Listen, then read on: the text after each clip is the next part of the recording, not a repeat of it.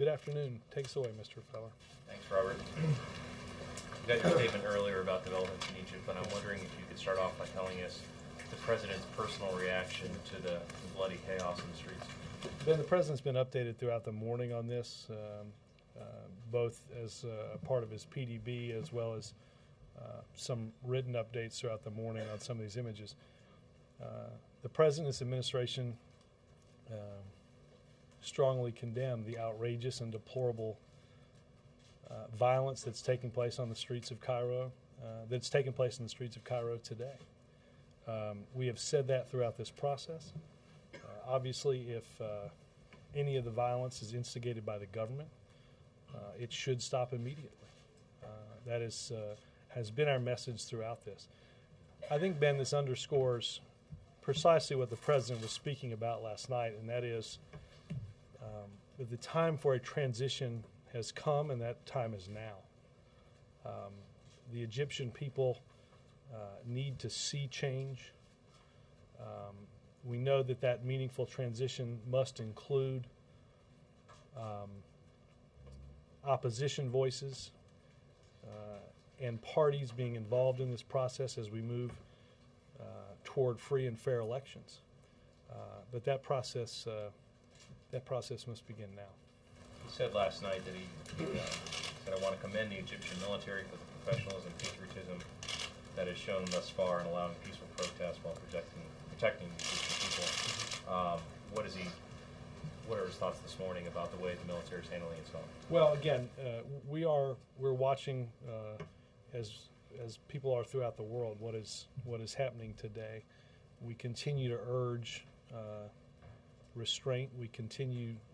I will say what the President said last night. I do think that the role that had been played by the military was exceedingly important in what I think many people thought might happen late last week. Again, it is imperative that the violence that we're seeing stop, and that the transition that was spoken about last night begin immediately. On that point, just two others. When he talks about that the transition must be meaningful, peaceful, and it must begin now, a phrase you used, repeated today. Sure. Can you explain how this situation moves from President Obama talking about change now, President Mubarak talking about change in September? Is President Obama powerless to actually make that happen? Well, let's be clear that these are very fluid and dynamic events. I think what we've seen happen over the course of the past many days, quite honestly, Ben, are events that many people have not seen, nobody's seen in their lifetime. I think you heard the President last night pretty clearly, and I'm certainly here to say that the conversation that the President had with President Mubarak was direct, it was frank, it was candid, and without getting into exactly what was said, I think the message that the President delivered clearly to President Mubarak was that the time for change had come. But I guess I'm still trying to get at that core question of what this president can do about that. Well, I think that I think change in all of these instances, what we've seen transpire, Ben, over the course of the past many days in Cairo and around Egypt has taken place as a result of change that's needed to happen from within the country. I think you have seen statements from throughout the world, both in the region and outside of the region, where President Obama and leaders have been clear about what needs to happen. Many of these changes are going to happen on the ground in Egypt, and only those in Egypt can determine when those demands have been satisfied. But it is clear that the Egyptian people need to see progress and change immediately.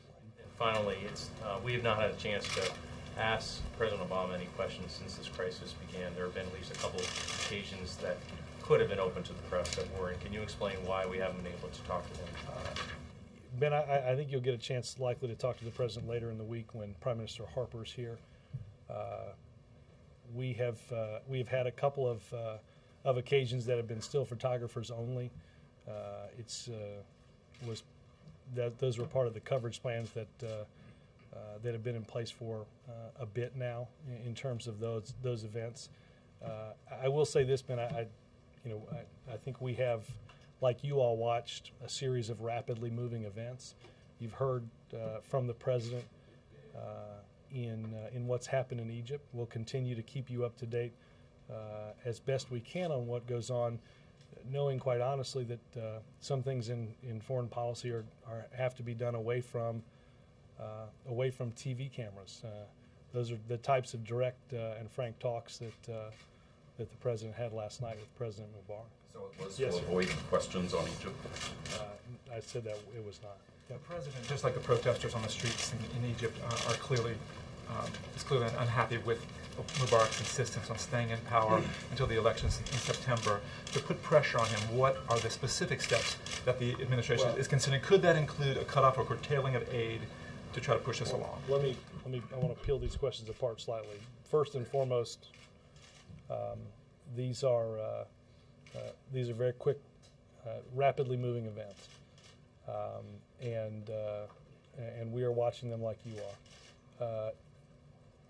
The question specifically on aid, as I said, I believe last Friday, we will evaluate the actions of the government of Egypt in making and reviewing decisions about aid. That continues. Secretary Clinton said that was not under discussion as of the weekend. No, that's is that now under discussion? No, that's not what she said. I think she should go back and read the transcript. She said, had a decision been made to cut off? And she said no. And I would say that no decision has been made. She also said later in that answer that we certainly review our assistance posture, and that's what we're doing.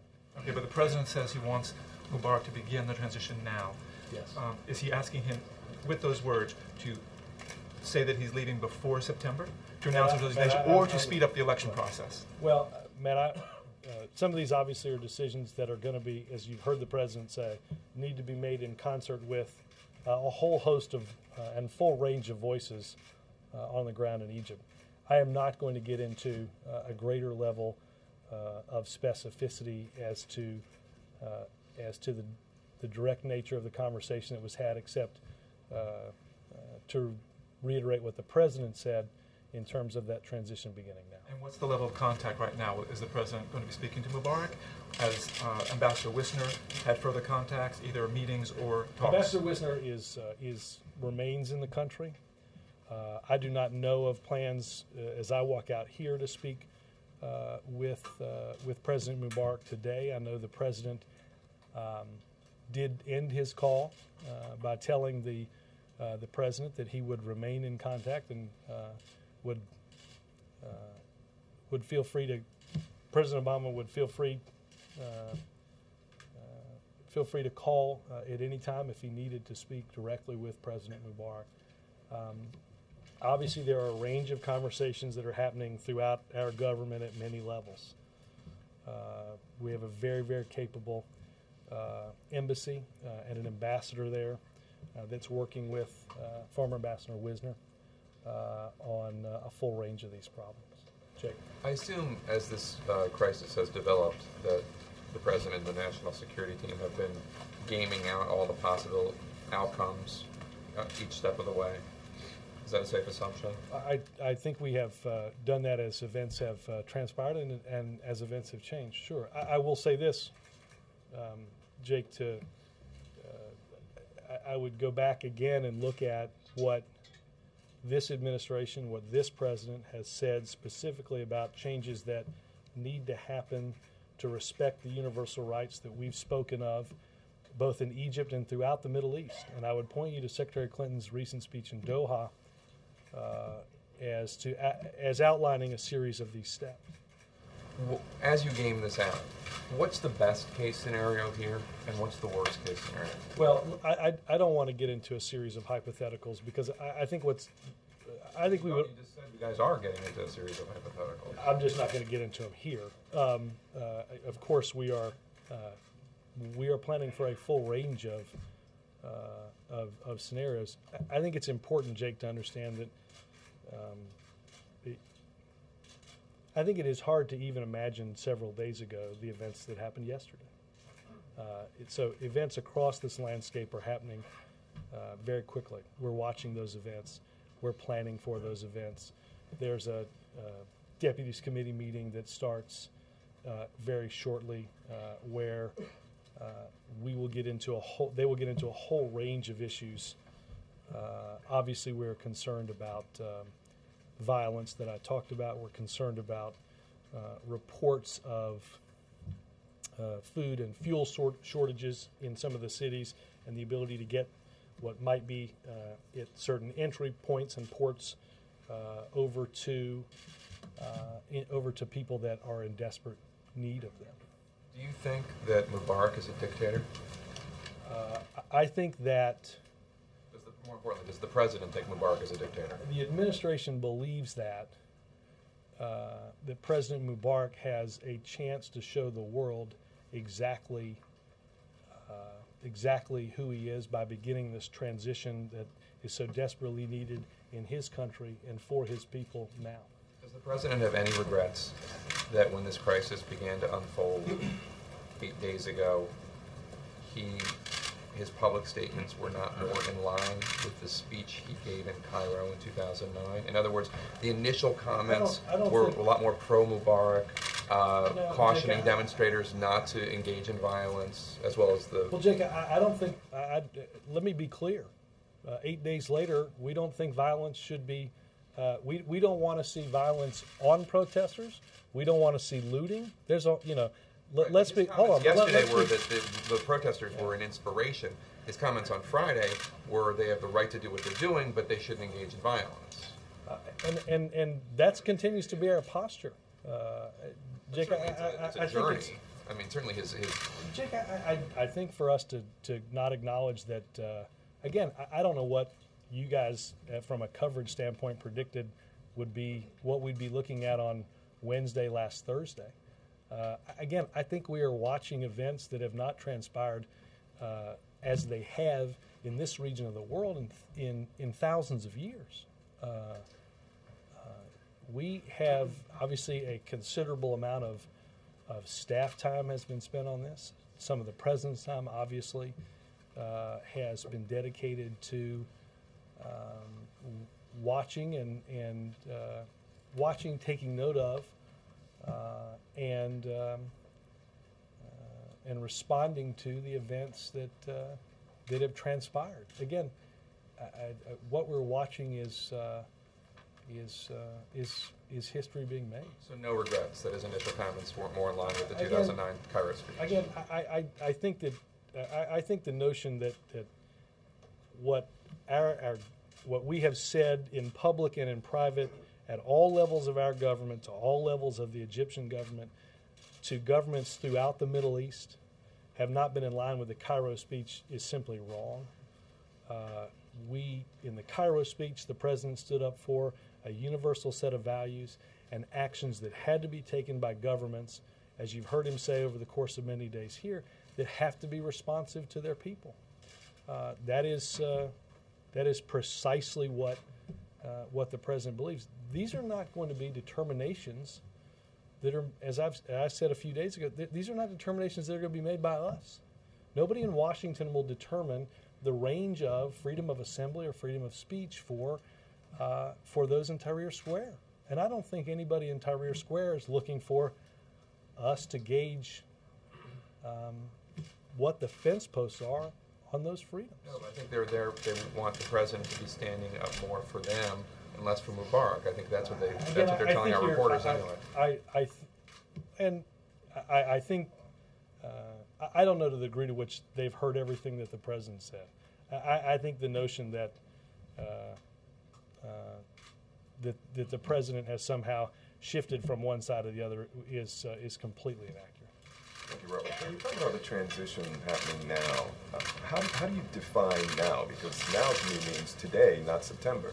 Well, no, now means yesterday. Because when we said now, we meant yesterday. Right. So, I mean, But I think the when you say definition now of today, now it is, it means now. At No, I this meant moment, yesterday. or yesterday. This is, again, I want to be clear. This is though we are in the here and now started yesterday. Again, I think that's what, Dan, what the people of Egypt want to see is not some process that starts a week, a month, or several months from now. So you're not satisfied with September Uh, as an outdate for if President you're Mubarak? asking me if now is September, it is unseasonably warm, but it is not September. Now means now. The transition, there are things that the government needs to do. There are reforms that need to be undertaken, and there are opposition entities that have to be included in the conversations as we move toward free and fair elections that we've advocated for quite some time. So is the White House then satisfied with Mubarak in power until September? Again, I am not going to I'm not going to get into all the details of what they discussed. The conversation was frank, and the transition must begin now. What was the major event that seemed to cause a shift in I guess, policy for this administration? A week ago, talking about Egypt being a stable government, seemingly supporting Mubarak, and now trying to nudge him. I mean, Dan, again, I don't know what, I'm not in editorial meetings at CNN. I don't know what a week ago you guys thought we would be seeing now.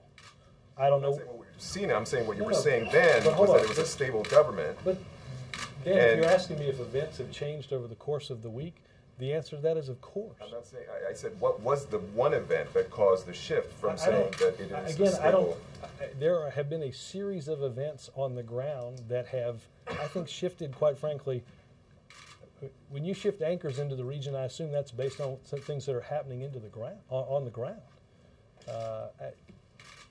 Events have, again, moved enormously quickly in a very volatile region of the world. And we have the likes of which, again, we have not seen in our lifetimes. That just simply demands that we continue to watch and continue to ensure that we are taking the steps to communicate directly with all of the entities of their government about what we expect in terms of nonviolence, what the world expects in terms of nonviolence, and the steps that need to take place in order to see that transition. Chip.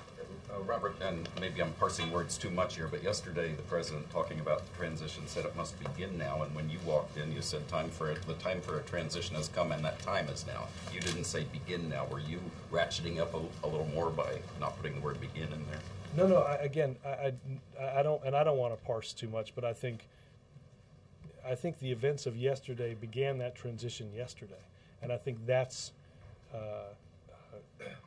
I think that is what, most importantly, that's what the people of Egypt expect.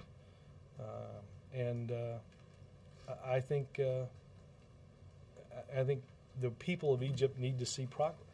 Would the president object to a decision by Mubarak to step down now? Would there be a fear that that would leave Egypt leaderless? Does he need to stay in power, at least for the short term? That is not a decision that... It's not your decision, but would he I think that... think that's a bad idea? Chip, again, I'm not going to get into fleshing out some of the very specifics of the conversation that was had. I think progress and change must come to Cairo. Progress and change must come to Egypt, and it needs to happen quickly. Is there going to be a timeline at some point? Isn't there going to have to be some kind of timeline other than September? Isn't he going to have to get out before then if these protests are not going to simply continue and increase? I assume those are discussions that are being had by the top levels of their government. And are they being had by the top levels of our government? As I said to Jake, I think a full range of scenarios and a full range of events are being watched and discussed in many buildings throughout Washington. Including putting more pressure on Mubarak to get out sooner. Again, I point you to what the president said last night. Were you in the room when he was on the phone with Mubarak? I was. Did you get the sense that the president thought Mubarak gets it, or was there some frustration on the part of the president? I don't want to get into reading out some of that stuff. Do you believe that President Obama's communications to Mubarak made the difference here? Does the president have that kind of power over this situation? I will say, Chip, I think that I think we have been clear with the government of Egypt before this the steps that needed to take place. I think we have communicated publicly and privately important steps that and important reforms that need to take place. I think, though, it is important to understand that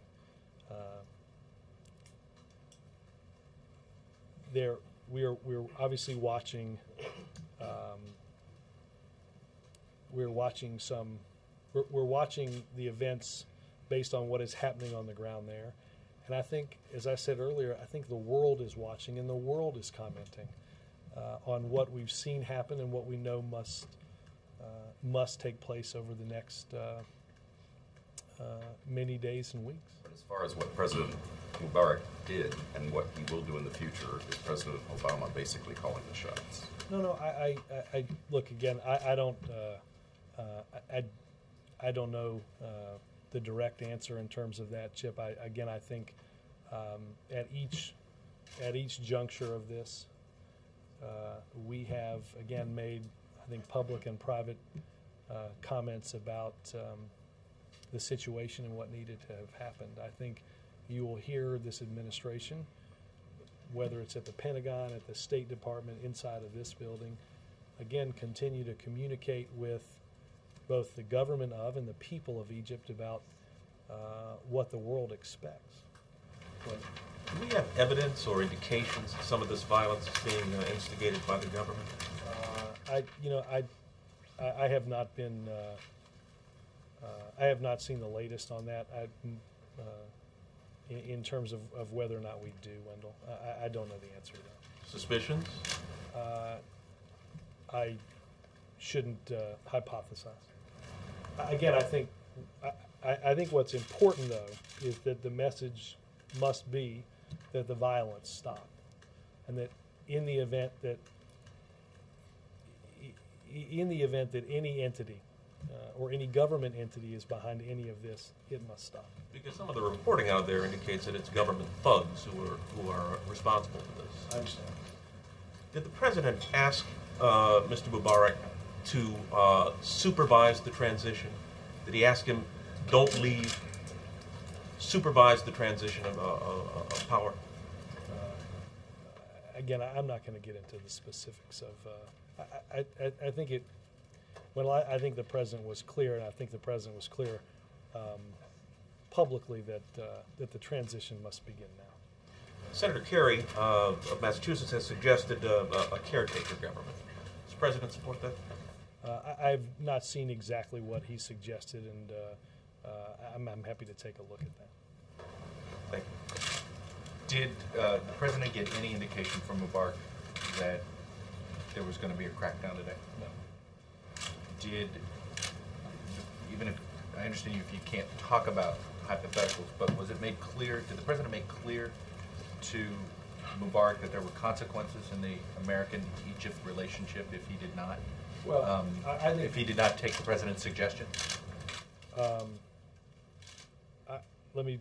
We've been clear with the government, and the president was clear on continued stance of nonviolence. Quite frankly, we would not have accepted anything less. Again, I think we have. I think we have made it fairly well known what we think needs to happen, and what is and what is not acceptable. Have we made it clear there are consequences if they do not abide by what we believe is the right thing to do? We talked late last week about our aid posture, and I think first and foremost, Chuck,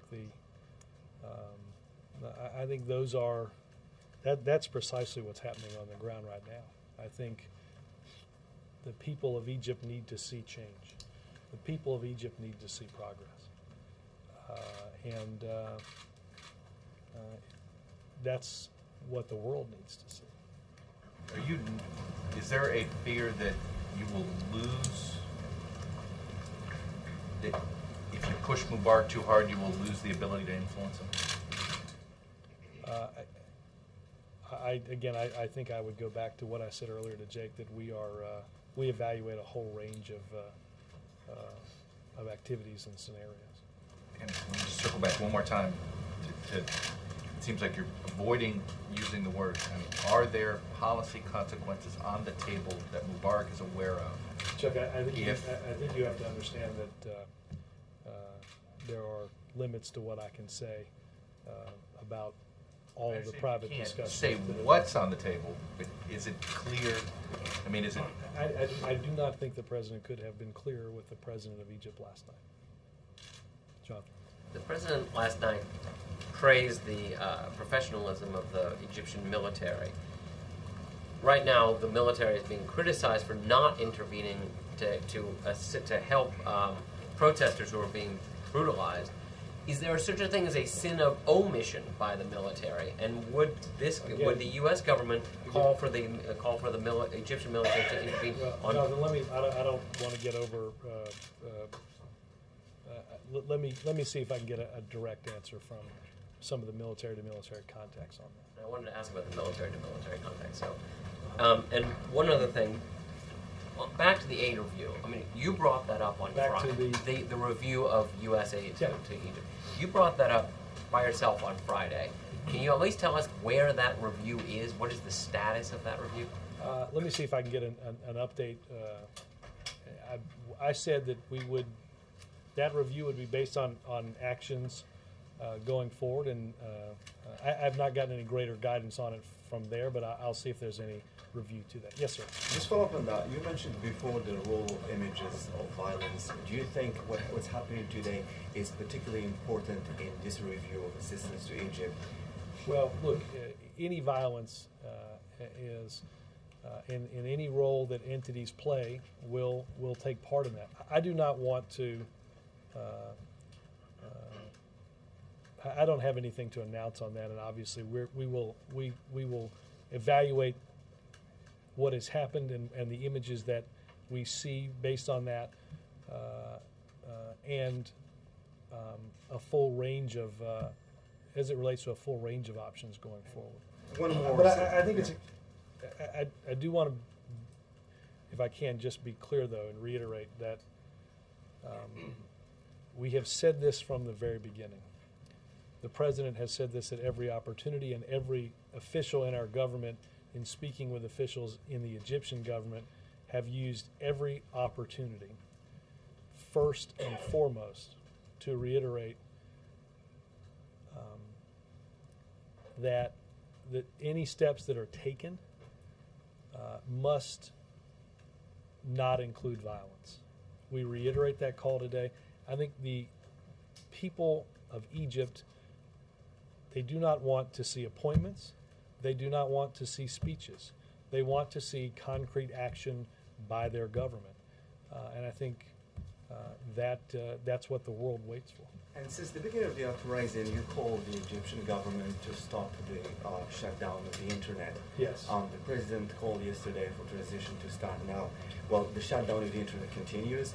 The foreign minister of Egypt seems to suggest that they don't want to start an immediate transition now, and he thought it's going to inflame more violence. Do you get the impression that your messages to Cairo at this time fall on deaf ears? Well, I think not just President Obama, but leaders throughout the world have in many ways signaled the same call that we've made.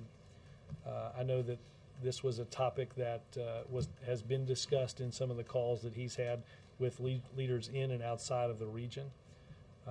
There is no acceptable excuse for not turning back on the internet, giving people the ability to communicate with cell phones, to access social networking sites. That stuff, those are, as you heard the president say in trips throughout the world and in calls with the government of Egypt, those are part of the basic human freedoms that people everywhere should enjoy. Do you think the government of Egypt is responsive to you at this time? I think that given the reports that internet reception remains spotty at very best, they have not yet done what needs to happen as it relates to fulfilling that individual and basic right. Peter.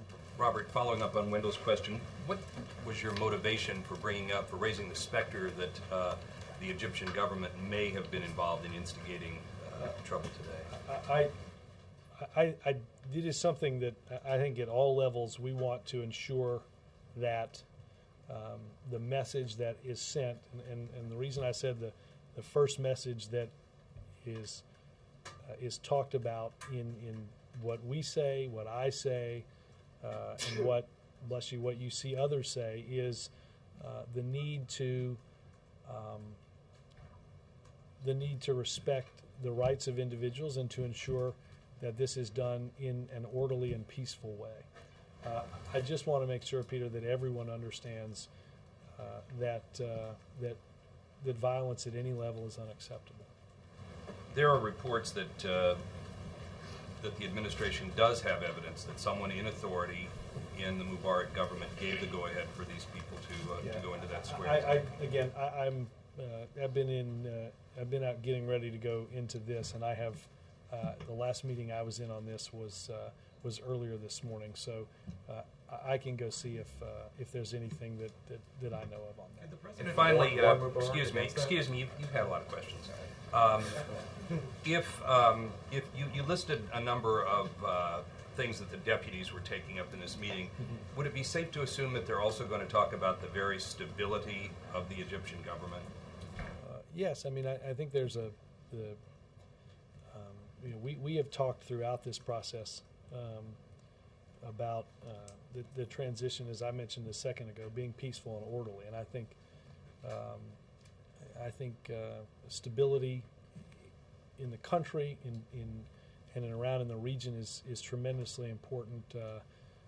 Most importantly for the people. Yes, ma'am. Would military officers be good leaders of this orderly transition, given the restraint they've shown so far?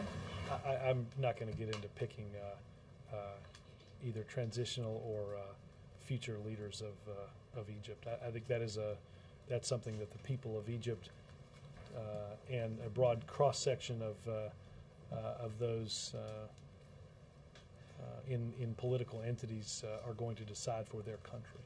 And is the U.S. preparing any sort of aid package for Egypt? Well, as the president said last night, we stand ready to, and I think one of the, again, as I mentioned earlier, I think one of the topics that was likely to be discussed this afternoon was what assistance needs or could be provided to meet some of the basic needs of the Egyptian people. What processes can we undertake, as I said, to see if there's a way to move some of those resources from entry points or ports into cities and areas that are in need of those resources. Any idea on specifics, dollar amount, or no, nothing that I have to announce here. And who else in the region has the administration made contact with? Well, I know the president spoke late last evening with King Abdullah of Jordan. I don't know of any other calls that he's made today. Can you talk about what came of that discussion?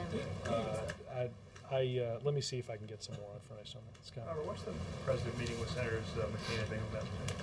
Well, Senator McCain, there's a whole host of issues that ranging from certainly domestic to foreign policy that I anticipate that the two will discuss. I think I haven't been in the chamber for the speech itself when the president mentioned ending earmarks and the actions that he would take to veto something if it came with earmarks. I remember two people standing up and clapping, Senator McCain and Senator McCaskill. It was a little bit of a lonely group in that part of the speech. But I know they will. They'll talk some about that, as obviously you've seen announcements made on the Senate side that that it appears as if we have seen the end of earmarks. And Bingaman? Bingaman, obviously, Senator Bingaman plays an important role on in the development of ideas around clean energy, and I think a large part of that conversation will center around the proposals that the president outlined to increase the amount of electricity that we create using clean energy, research and development around clean energy, and the manufacturing jobs that it can create. Perry? The president's indicated he's open to some changes in the healthcare law. Is the mandate something you'd be open to any kind of switch in the individual mandate? That's because the judges are very opposed to that. Perry, I think the president outlined in the State of the Union some adjustments to the way small businesses are treated, particularly around the 1099s. But we are not. We're not going to go back and fight the battles of the previous 2 years. We're certainly happy to talk to those who want to see the law improved, but we're not going to go backwards. We're going to move forward. Robert, on the Andrew report. Thanks, Robert. Two questions. One, do you think President believes that this is a wake-up call not only for Mr. Mubarak but also dictators around the globe, including in China? And if President is going to speak about other dictators in the future? Well, let me speak broadly to this in the sense that you've heard the president now on 2 occasions talk quite clearly about, off of what's happened in Egypt, the obligations and responsibilities that those in power have to those that they represent. I think you can go through a whole host of our discussions on both a public and a private level with leaders throughout the world about steps that we believe need to be taken to improve human rights, to improve basic rights, and to uphold individual liberties. Those are discussions that the president will continue to have in public and private with leaders throughout the world. Second, if I may, WikiLeaks and Julian has been nominated for Nobel. And do you believe that WikiLeaks, all the leaks are authentic, has not been altered? I'm sorry?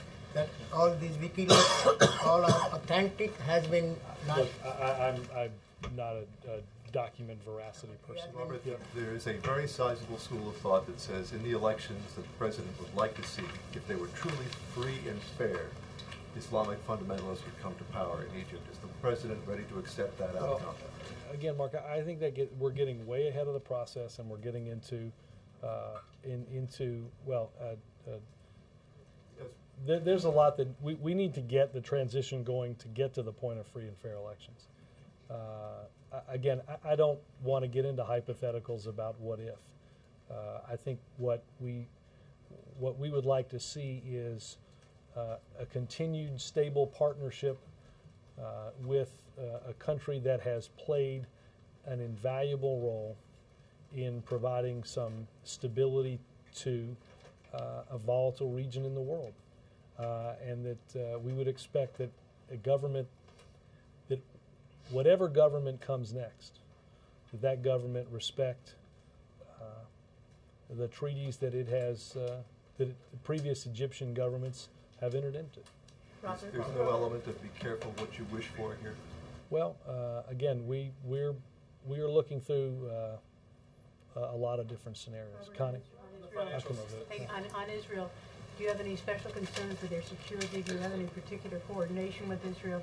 And are you still pushing for the supposed peace accords between Israel and the Palestinians? Well, first and foremost, our consultations, we have had consultations, as you know, between the President and the Prime Minister over the weekend. Our position has not changed about either our involvement or the benefit of comprehensive peace in the Middle East. Yes, ma'am. Robert, when you talk about your support for transitional process, whether you or the President, this seems to contradict what people want on the ground. If you listen to the chanting in every language, in English or Arabic or French, they've been saying basically one thing, that President Mubarak has to go, not in weeks, not in September, but tomorrow. How do you reconcile these two contradicting messages? Again, I'm not going to get into the very specifics of what President Obama and President Mubarak talked about. I think I would direct you to what he said last night about the timing of that transition, and as he has mentioned now, both in Washington speaking about Cairo and in Cairo speaking about the broader Middle East. That we hear and respect the aspirations of those throughout the world to seek greater opportunity, to seek greater freedom, and the promise that it holds for them and their families. Kristen. One more thing Yes, regarding Ambassador Wisner. Is he Yes. still in Cairo and is he still in touch with President Mubarak? He is still in Cairo, and he is still in touch with all levels of the Egyptian government. Can you comment on the Angelides report I'll come back on the economic crisis? Does he have entree if he needs to go back and talk to President Mubarak? He's there at our behest okay. to speak with, again, all levels of the Egyptian government. We asked him to go. He is an obviously very respected former ambassador, respected widely by the Egyptian government, and provides us an opportunity to speak directly with the president. Okay, so just two other things. Was the president angry this morning when he saw the violence in Cairo? It does seem that there has been some change in marching orders to the police on the ground. Well, again, I think the president found the images outrageous and deplorable. Everybody did. And do they seem to be a message of some kind about the interactions between the administration and Mubarak yesterday? I'm sorry, I don't understand. Are they in some way a reaction to the message from Frank Wisner, for example, and then the president's remarks? No. Okay, and wait, let me also just ask you this. I need to follow up on what you said about the message to the allies or to the friends, U.S. friends in the region. Okay. Is there a suggestion in these conversations that there's a template for other relationships between the U.S. and leaders in the region in what has transpired between President Obama and President Mubarak? Well, I mean, is the message that, look, these ideals are important to the people whom you represent? You just said the obligations of, you were just talking about the obligations of those in power. Is that part of the message? Look, I think it's, let me do a couple things. As I've said here for many days, I think if you, I don't want to, you have different countries throughout the region at different stages of their political development. But regardless of that, as the president has said and as I have said, there's a responsibility to be responsive to those that you represent. The conversations that the president has had with allies or partners in the region have continued to reiterate what we have said in bilateral meetings or in conversations that the president has had previously about the important steps that need to take place to honor and adhere to the individual freedoms that the president has talked about. So, you know, those have not taken, those have continued to take place, but they haven't started as a result of this.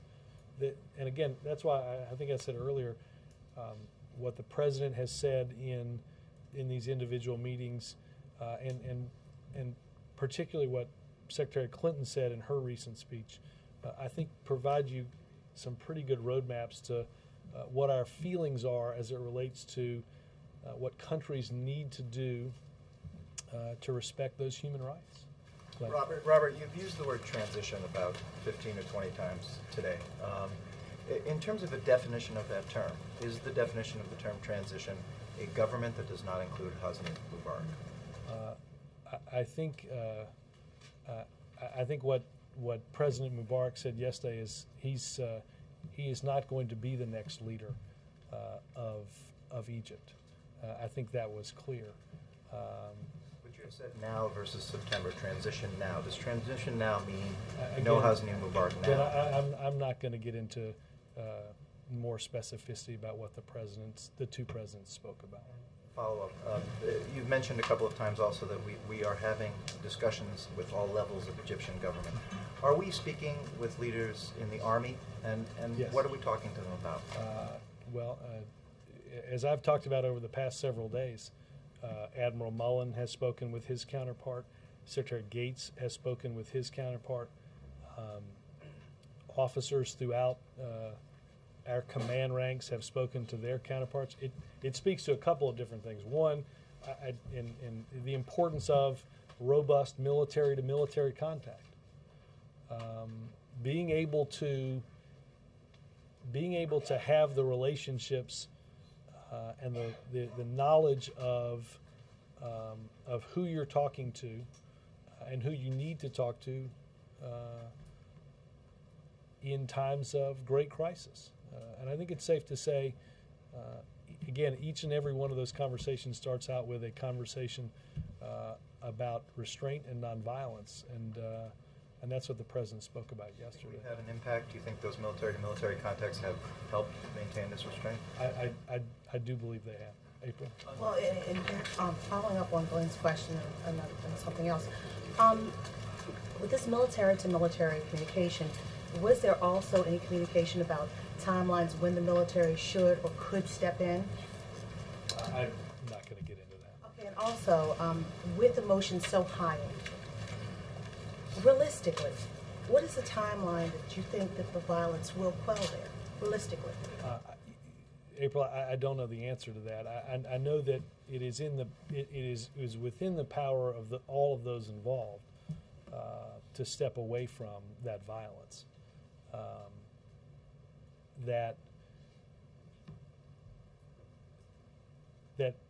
And I said very early on in this that the legitimate concerns and grievances of the people of Egypt are not going to be addressed with violence or by violence. It is our hope that what we saw today we won't see tomorrow or Friday or into the weekend. Obviously, this is going to take this is not all going to be wrapped up in a matter of hours. It's going to take some time. Regardless of the amount of that time, it is tremendously important that restraint and nonviolence carry the day during this important transition. And also, wait a minute, also one more domestically, we're seeing a major storm hitting, hitting this country. Right. Could you talk to me about the economic impact, what Americans should be expecting? You know, power's out in some places, places are shut down, well, look, the airlines are not. I would say a couple of different things. Obviously, each of the past 2 days, the president has spoken directly with FEMA Director Craig Fugate on the preparations that we are assisting with across the number of states that have been affected by the breadth of this winter storm.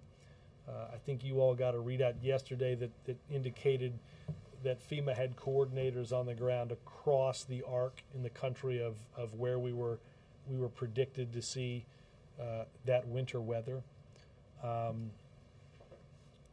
They spoke again today. The president received another update.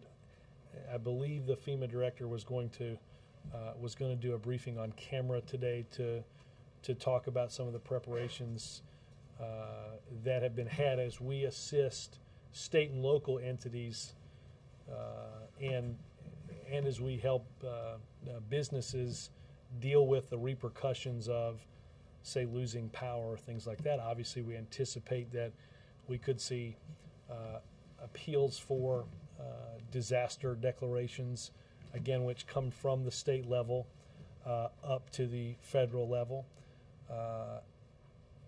I think at this point it is hard to make some broad macroeconomic determinations about the impact of this storm. Obviously, we've had tricky weather for, as is the wont of this time of the year, for many weeks. How that affects some economic statistics or hiring certainly remains to be seen. Numbers just on the airlines shutting down.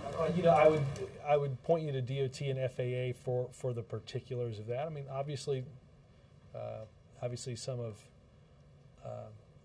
the pictures that you see in places that are used to dealing with pretty tough weather, dealing with snow on the magnitude of 20 inches.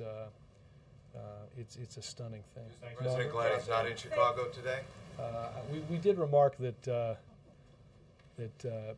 my son gets excited anytime it turns cold because he knows there's a decent chance that he won't have school.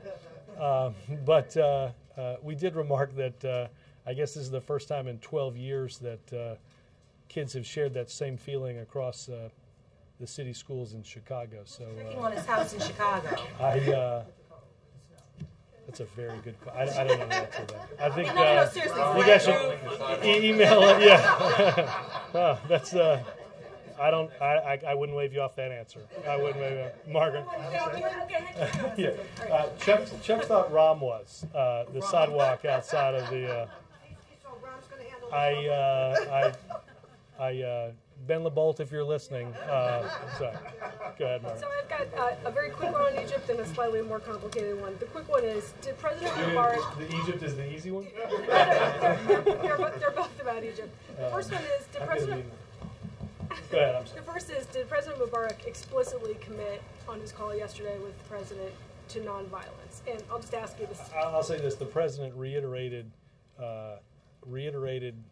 that any action, any events should take place with the same restraint and nonviolence that we've seen. And as I said to Chuck, we received no indication on that call about any action that might take place. But either he didn't explicitly commit to it, or you don't feel comfortable saying it. Again, the President reiterated our strong call for nonviolence. My second question is sort of a little broader. It's was there any debate internally yesterday about whether President Obama should come out and make public remarks? No. What do you hope is gained domestically from doing so? We know internationally, and especially the people of Egypt, what the thrust of his message is, what he wants them to hear. What does President Obama want Americans to hear about his leadership, about his command over foreign policy, and about why anything that happens in Egypt affects us at all? I got to tell you, Margaret, that of the three scenarios that you just outlined, I've not heard discussion of the first two inside of here in terms of dealing with events. We have had, and we've talked about this in here, we've had an extremely important governmental partnership the past many years with Egypt. As I've talked about even today, providing the cornerstone for stability off of the Camp David Accords. So I think there is a great imperative that the relationship that we have with Egypt and with with countries throughout the Middle East, those are important relationships. We seek to bring, again, stability and peace to that region, and we seek to engage all of those entities in bringing about comprehensive peace to the region. That's those. I think that outlives any particular administration, and I think that's what people throughout the world expect to see. I don't want to. I'm sorry, I'm taking a lot of time, but Americans are very obsessed right now about the economy. If you look at all the polls, and I just wonder, do you think that the average American it makes a connection between the fate of Egypt and the fate of the United States. And what is that connection? Yeah, you know, Margaret, I don't. I think. I don't think that anything that's happening is going to change that, whether it is their personal economic situation. Somebody just asked about the weather, which obviously is of some great cause and concern for a huge swath of this country. But we understand what peace and stability, and we understand what uncertainty and instability bring to the global economy and to the global economic recovery. I think that this is an administration that obviously has spent a considerable amount of time working on the storm, on Egypt, but continues probably a majority of what we're doing to work on aspects of the economic recovery. Robert, one of the partnerships with Egypt is with counterterrorism. Is there concern that this situation is going to undermine U.S. security in that area?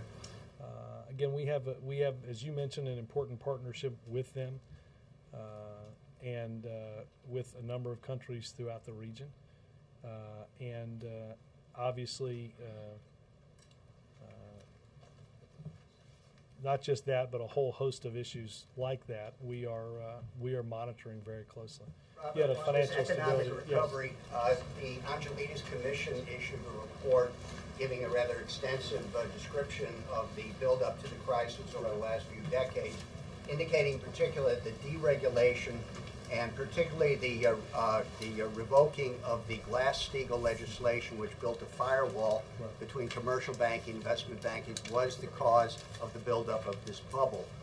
My question is that given the fact that you did not go back to Glass-Steagall, even though there was some discussion in Congress, and a large member of congressmen who were supportive of that given to believe that the House leadership and the White House was not in favor of that, now that the report is out, now that the unambiguous conclusions are drawn that this was an important element in preventing a crisis, would it not be feasible to go back and re-look at this in order to create the kind of firewall that would be I will say this, now? I think,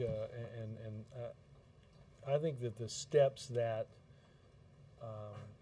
this administration has taken and the time that we have dedicated to the passage of financial reform and ensuring that what happened, there are common sense regulations that ensure that that kind of thing never happens again. I think the report underscores that we were right to do that. We have put into place resolution authority. You've seen the beginnings of the Consumer Protection Bureau, the Volcker Rule, a whole host of important policy developments out of that legislation to ensure that this doesn't happen again. I think the administration believes that that we have taken a giant step forward in the passage of that to ensure that the impacts to our economy because of regulatory failures are not something that we see again. Thanks. Is the financial assistance